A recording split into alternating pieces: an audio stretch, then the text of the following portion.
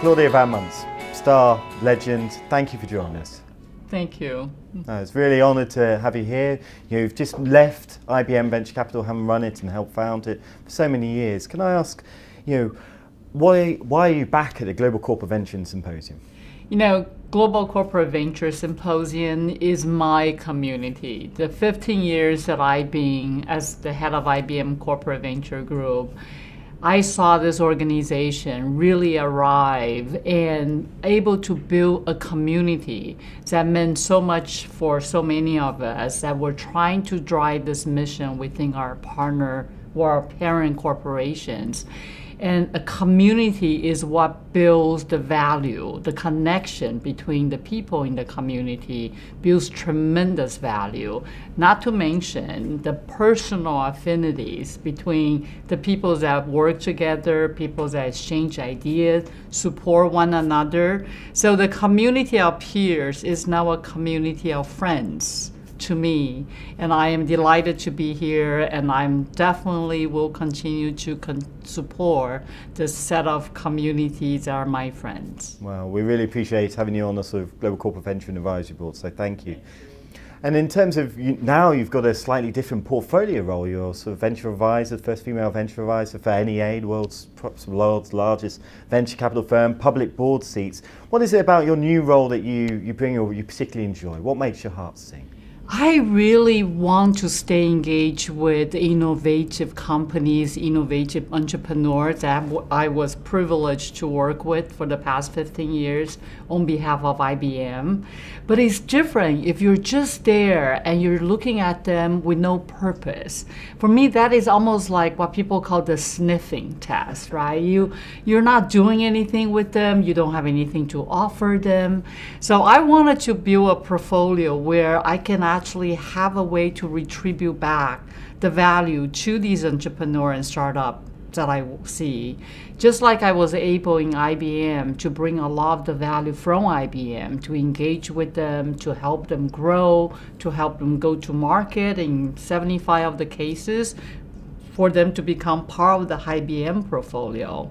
So I built a portfolio of public board with very innovative corporations that are looking at startup and innovative entrepreneur as a way to grow their business. And me, as that same channel that I was to IBM, to bring this incredible set of innovative entrepreneur into these, either for investment, which is a case of NEA, or to be deployed as part of the growth strategy for the public board companies that I sit on. Wow, that's really inspiring.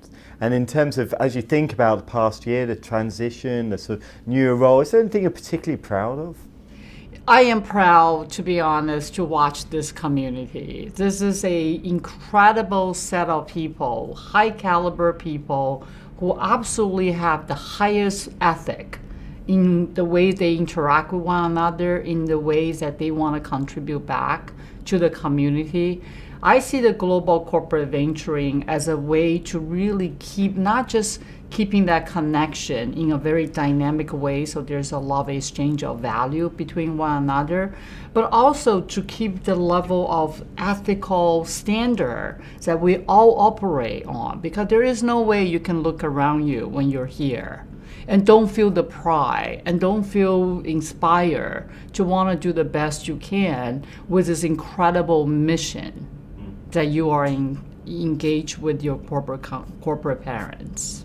That's fascinating. And in terms of, as you look ahead, any dreams still to do? I don't think perhaps many people know that you're so supportive of the sort of women entrepreneurs and the women in sort of technology and venture. Is there anything around that you particularly want to see happen? Absolutely. One thing that I already have been doing the last few months, since I only been retired for 3 months, is I have been gathering a lot of very, very credible and powerful women, entrepreneurs and VCs, and brought them together and made them available to a set of women founder and CEO. Initially, so far, has been primarily in Silicon Valley, but definitely that is not something that I will confine myself to.